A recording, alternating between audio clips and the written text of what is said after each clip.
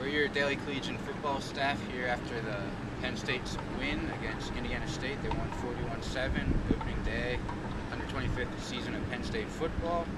So we'll get right into what we saw offensively. There's a few things. Mike, what did you see from the quarterbacks? The big thing coming to this game, everybody wants to know about the quarterbacks. Who's going to start? How are they going to do? There's so much anticipation coming into this game, and we finally got to see them play. Rob Bolden started. Didn't do all that much. There's a couple big drops early on, which weren't really his fault, and some problems with the offensive line on passing, which we'll get to later. But neither of them really shined. I think they both completed 6 passes.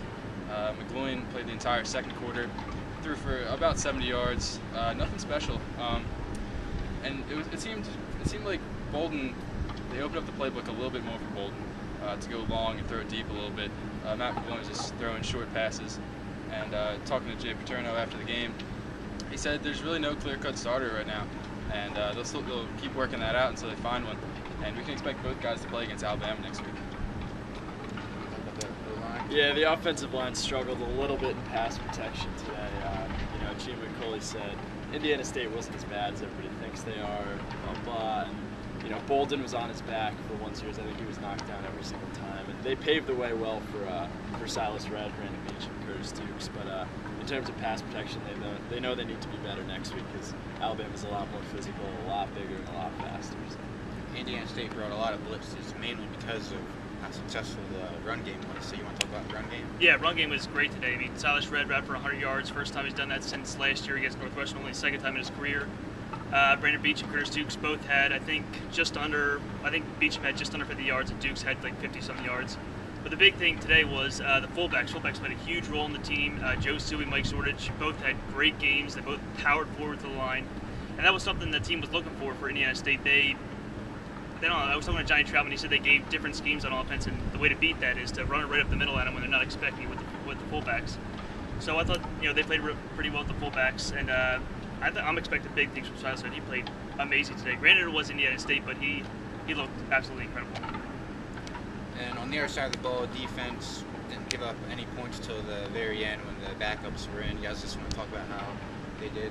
Yeah, defense was solid up and down. One of the big things a lot of people were looking at with the linebackers coming in, sophomore Glenn Carson took over in the middle and moving junior Mike Mowdy to the outside. This team just has so many solid linebackers.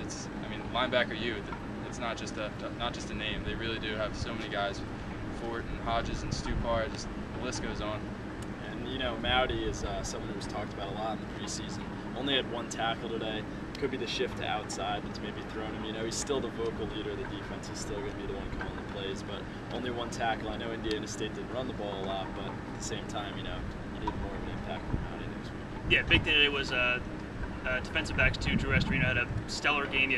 They had 2 picks, and the defensive backs really sharp. You said they didn't hold them to, they didn't run the ball much, but they didn't pass the ball much either. It seemed like their offense was rarely on the field, and that.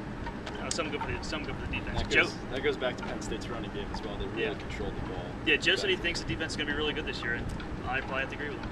The other thing to note in the secondary, we saw a big game out of a freshman today, Adrian Amos. He played later when the subs were in, but made a big tackle on 3rd down and returned a pick for 45 yards. A true freshman, really impressed in his first game. He's very physical, very aggressive. The kid loves to play, and I think he got some time with. He was on the field with Astorino. He was out there a little bit in the second quarter, so I think we'll see him more next week. I'm not sure how much we'll see him, but definitely this season we'll see Ariano. And on special teams, had a really big up to begin with, and a few downs during the game. You guys want to talk about special teams? Right off the bat, Joe Paterno was joking about this before the game. Last year's opener, Chaz Powell returned a kick to start the second half against Youngstown State, 100 yards for a touchdown. And Joe told Chaz today, hey, do it again, I want to see it. And he delivered 95 yards to the house to start the season. Talking to the guys, they were all really pumped up in the sidelines. Obviously the crowd was going wild. The press box was shaking, that was a little scary. But yeah, looks like the return game is going to be a solid part of the team this year. The kicking.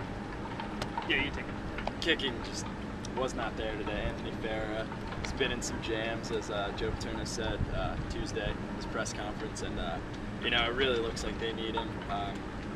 Evan Lewis missed a field goal, another field goal, and then he missed an extra point, and then which prompted Sam Ficken to come in the game, the freshman. So Ficken looked okay. I think he just had the one extra point, but they need Farrah back. Yeah, don't be surprised if Farrah's there next week because Bama's a huge game and they can't be missing extra points against Alabama. So I expect Anthony Farrah to be in there regardless of what he did. So I expect him to be back.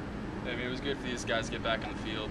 Start playing somebody other than themselves. But big questions, especially at the O-line, special teams.